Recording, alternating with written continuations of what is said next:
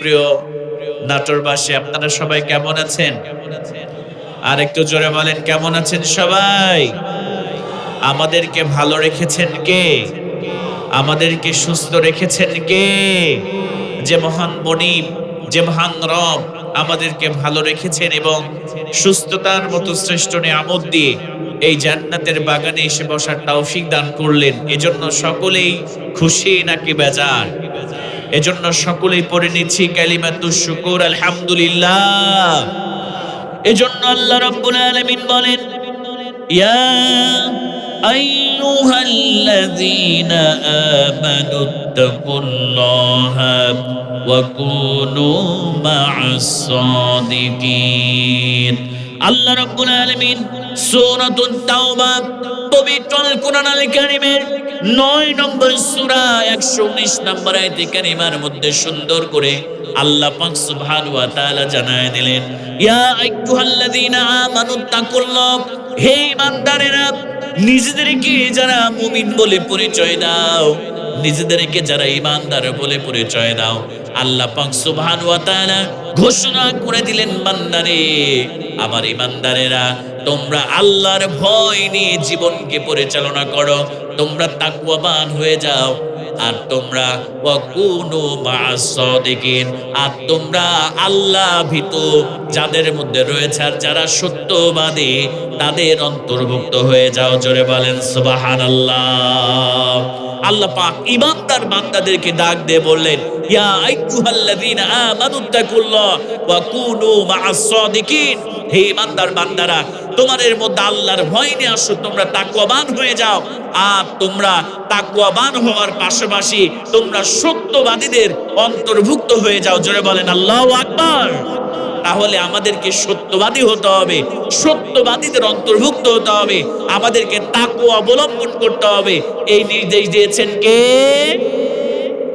আবার আল্লাহ রাব্বুল আলামিন সূরাত আল ইমরানের 102 নম্বর আয়াতে কারিমার মধ্যে সুন্দর করে জানাই দিলেন, বান্দারে, ইয়া আইয়ুহাল্লাযীনা আমানুত্তাকুল্লাহা হাক্কা তুকাতিহি ওয়া লা তামুতুন্না ইল্লা ওয়া আনতুম মুসলিমুন।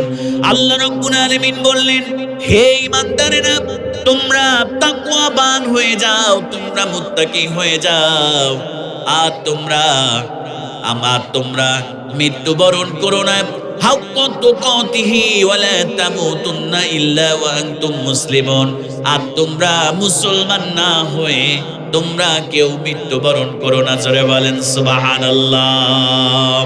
আল্লাহ পাক সুবহানাহু ওয়া তাআলা সুন্দর করে জানায় দিলেন, তোমরা আল্লাহকে ভয় করার মতো তোমরা ভয় করো, আর তোমরা মুত্তাকি না হয়ে, তোমরা মুসলমান না হয়ে তোমরা কেউ কবরের মধ্যে এসো না। ও কলিজার টুকরা প্রিয় ভাইরা, তার মানে বোঝা গেল আল্লাহ পাক সুবহানাহু ওয়া তাআলার ভাষ্য অনুযায়ী আমাদেরকে মুত্তাকি হতে হবে, আমাদেরকে সত্যবাদী হতে হবে, আমাদেরকে তাকওয়াবান হতে হবে। তাহলে আল্লাহ পাক সুবহানাহু ওয়া তাআলা আমাদেরকে স্পেশাল 5টা পুরস্কার আল্লাহ পাক সুবহানাহু ওয়া তাআলা দান করবেন। জোরে বলেন সুবহানাল্লাহ। আমার মুসলমান ভাইরা, আল্লাহ পাক সুবহানাহু ওয়া তাআলা কোন 10টি গুণাবলী অর্জন করলে আমরা তাকওয়াবান হতে পারবো, আমরা মুত্তাকি হতে পারবো, আমরা সত্যবাদী হতে পারবো? আল্লাহ পাক সুবহানাহু ওয়া তাআলা সূরাতুল বাকারার 177 নম্বর আয়াতে কারিমার মধ্যে সুন্দর করে 10টি গুণের কথা বলে দিলেন। এই 10টি গুণাবলী যদি আমরা আল্লাহর কোনো বান্দা বান্দি যদি অর্জন করতে পারি, আমার মুসলমান মায়েরা, আমরা সত্যবাদী হয়ে যাব, আমরা মুত্তাকি হয়ে যাব। আল্লাহ পাক আমাদেরকে সত্যবাদী আর মুত্তাকি হিসেবে আল্লাহ পাক রব্বুল আলামিন কবুল করবে। জোরে বলেন সুবহানাল্লাহ। আল্লাহ পাক সুবহানাহু ওয়া তাআলা সুন্দর করে জানাই দিলেন, বান্দারে, 1 নম্বরে তোমরা যদি মুত্তাকি হতে চাও, তোমরা যদি সত্যবাদী হতে চাও, 1 নম্বরে যে গুণাবলী তোমাদের প্রয়োজন, 1 নম্বরে যে ক্যারেক্টার তোমাদের প্রয়োজন, যে চরিত্র তোমাদের প্রয়োজন, যে বৈশিষ্ট্য তোমাদের প্রয়োজন, সেইটা হলো আল্লাহ পাক সুবহানাহু ওয়া তাআলা বললেন, এক নম্বরে আমানা বিল্লাহ, আল্লাহ পাকের প্রতি এক নম্বরে ঈমান গ্রহণ করতে হবে, আল্লাহর প্রতি বিশ্বাস স্থাপন করতে হবে। জোরে বলেন সুবহানাল্লাহ। আমার প্রিয় ভাইরা, এক নম্বর মুত্তাকিদের গুণাবলী হচ্ছে আমানা বিল্লাহ, একমাত্র কেবলমাত্র আল্লাহর প্রতি বিশ্বাস স্থাপন করতে হবে, আল্লাহর প্রতি ঈমান আনতে হবে। আমরা যদি আল্লাহর প্রতি ঈমান গ্রহণ না করি, আল্লাহর প্রতি যদি ঈমান আনয়ন না করি, তাহলে আমরা কেউ মুত্তাকি হতে পারবো? মুত্তাকি হওয়া যাবে না। এই জন্য কলিজার টুকরা প্রিয় ভাইয়েরা, মুত্তাকি বান্দা বান্দি যারা হবে, সত্যবাদী বান্দা বান্দি যারা হবে, তারা এক নম্বর যে গুণাবলী অর্জন করবে সেটি হচ্ছে আমানা বিল্লাহ। তারা একমাত্র কেবলমাত্র আল্লাহ পাকের প্রতি তারা ঈমান আনবে। জোরে বলেন সুবহানাল্লাহ। সম্মানিত প্রিয় ভাইয়েরা, আমরা জানি আমরা এই জায়গায় যারা বসেছে আমরা প্রত্যেকেই কিন্তু ঈমানদার, কথা বলে ঠিক কিনা? আমরা প্রত্যেকেই মুমিন বলে আমরা নিজেদেরকে দাবি করি, কিন্তু আমরা এই ঈমানদার বান্দারা, আমরা এই মুমিন বান্দারা আমাদের কিছু কথার দ্বারা, আমাদের কিছু কাজের দ্বারা আমরা আল্লাহর সঙ্গে শিরিক স্থাপনের মাধ্যমে আমরা আমাদের ঈমানকে ভেঙে ফেলি, আমাদের ঈমানকে আমরা নষ্ট করি, কথা বলে ঠিক কিনা? এমন বান্দা বান্দে আছে না বলেন তো ভাইরা? আমরা নিজেদেরকে মুসলমান বলে পরিচয় দিই, আমরা নিজেদেরকে ঈমানদার বলে পরিচয় দিই, অথচ দেখবেন কিছু মা আছে, কিছু বোন আছে, কিছু ভাই আছে যারা নিজেদেরকে মুসলমান বলে পরিচয় দেওয়ার পরে, ঈমানদার বলে পরিচয় দেওয়ার পরে তারা মাজারে গিয়ে পীরের পায়ে যে সেজদা আল্লাহকে দেওয়ার কথা, তারা মাজারে গিয়ে পীরের পায়ে সেজদা দিয়ে, তারা মাজারে গিয়ে সেজদা দিয়ে তারা তাদের ঈমানকে নষ্ট করে ফেলে। এরকম মুসলমান, এমন ঈমানদার আমাদের বাংলাদেশে আছে না নাই বলেন তো প্রিয় ভাইরা? কথা বলেন কেন, আছে না নাই? আমার মুসলমান ভাইরা, বেশি দূর যাওয়ার দরকার নাই। শাহজালালের মাজারে আপনারা যারা গিয়েছেন, শাহপুরানের মাজারে আপনারা যারা গিয়েছেন, দেখবেন সেই জায়গায় গিয়ে অনেক মানুষ আছে ঈমানদার হয়ে ঈমান নিয়ে মাজারে যায়, আর বেঈমান হয়ে মুশরিক হয়ে সেই জায়গা থেকে ফিরে আসে। কথা বলেন ঠিক কিনা? আমি গিয়েছি শাহজালালের মাজারে, নিঃসন্দেহে তিনি ভালো মানুষ ছিলেন। রাজা গৌর গোবিন্দকে পরাজিত করে ইসলামের দাওয়াত তিনি দিয়েছেন সিলেটের জমিনে, আমার প্রিয় ভাইরা। কিন্তু বর্তমানে সেই জায়গায় মানুষগুলো যায়, মানুষগুলো যাওয়ার পর অতি আবেগী হয়ে গিয়ে তারা কবরস্থানে সেজদা দিয়ে দেয়। কবরস্থানে সেজদা যখন দিয়ে দেয়, তাদের ঈমানটা নষ্ট হয়ে যায়। আল্লাহ তাদের নামটা যতই আব্দুর রহমান হোক, আব্দুল্লাহ হোক, আল্লাহ পাক তাদের নামটা মুশরিকের খাতায় লিপিবদ্ধ করে দেয়। জোরে বলেন নাউজুবিল্লাহ। রব্বুল আলামিন বললেন, বান্দারে, যারা আল্লাহ পাকের সঙ্গে শিরিক স্থাপন করবে, যারা আল্লাহর সঙ্গে সমকক্ষ সাব্যস্ত করবে, আল্লাহ পাক সুবহানাহু ওয়া তাআলা সুন্দর করে জানায় দিলেন, বান্দারে, যারা শিরিক করে ইন্তেকাল করবে, আমি আল্লাহ পাক সুবহানাহু ওয়া তাআলা তাদের জন্য আমি জান্নাতকে হারাম করে দিলাম, ওয়া মাওয়াহুন নার, আর জাহান্নামকে আমি আল্লাহ পাক সুবহানাহু ওয়া তাআলা তাদের জন্য অবধারিত করে দিয়েছি। জোরে বলেন নাউজুবিল্লাহ। আবার বিশ্বনবী সাল্লাল্লাহু আলাইহি ওয়াসাল্লাম বলেন, মান মাতা ইউশরিকু বিল্লাহি শাইআ দাখালান নার।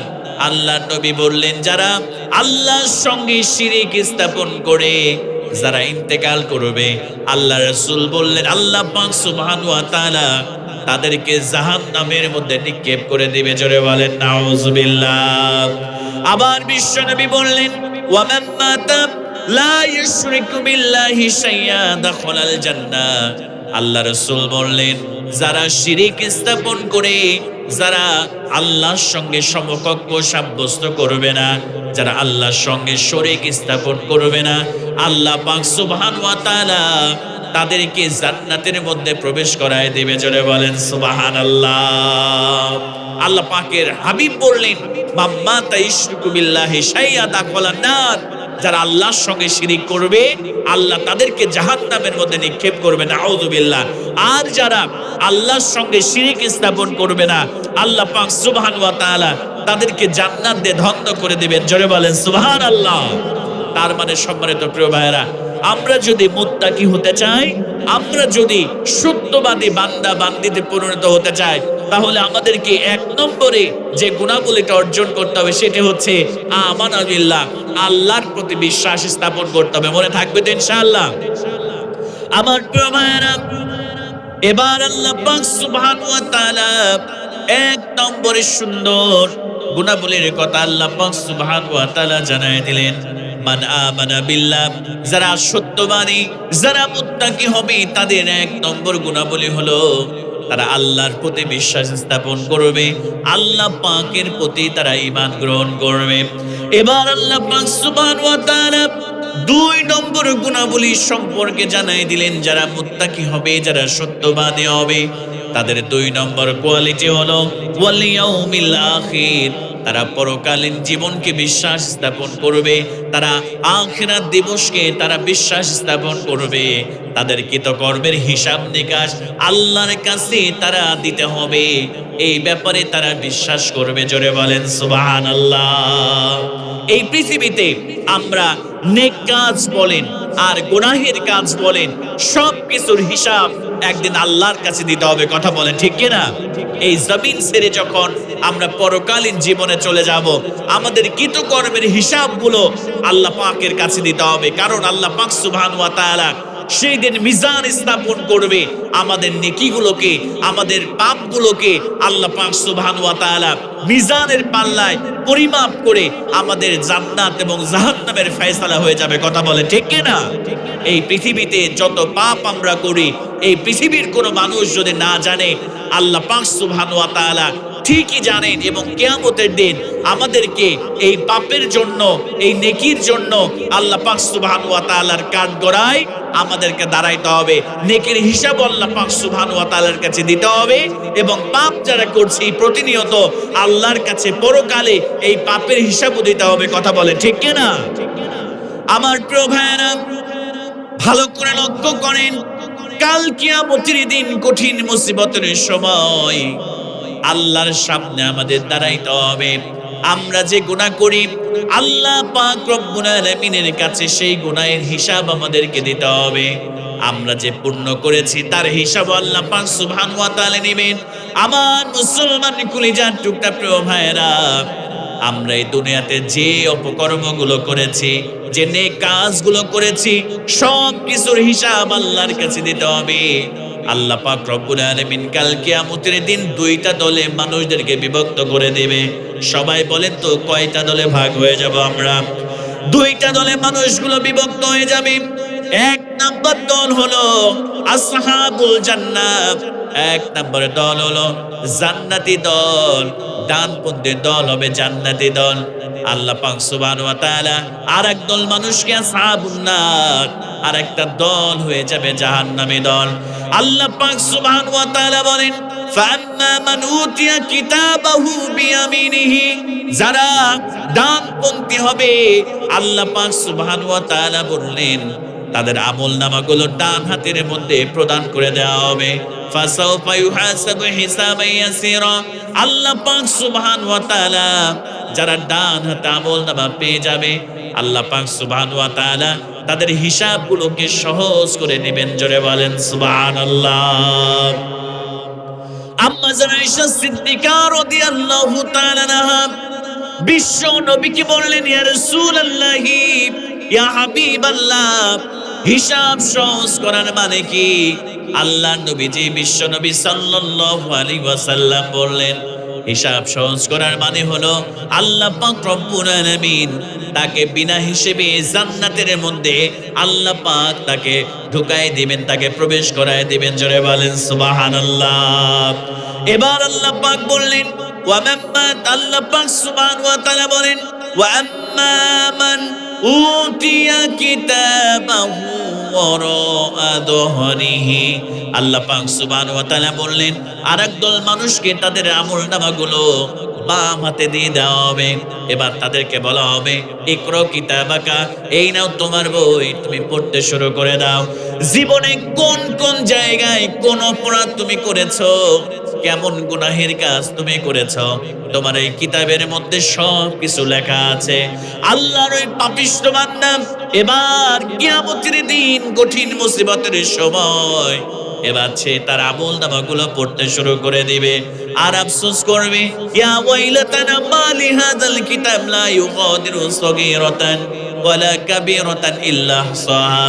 তারা আফসোস করবে, আল্লাহ তাআলা কেমন একটা সংরক্ষিত কিতাব তুমি আজকে আমাকে পড়তে দিলা। আমার জীবনের ছোট্ট গুনাহ বাদ পড়ে নাই, আমার জীবনের বড় গুনাহ বাদ পড়ে নাই। আমি রাতের অন্ধকারে গুনাহ করেছি, আমি দিনের আলোয় গুনাহ করেছি, দুনিয়ার কোনো মানুষ জানে না। আমি সুদ খেয়েছি, আমি ঘুষ খেয়েছি, আমি জেনা করেছি, আমি ব্যভিচার করেছি, দুনিয়ার কোনো মানুষ জানে না।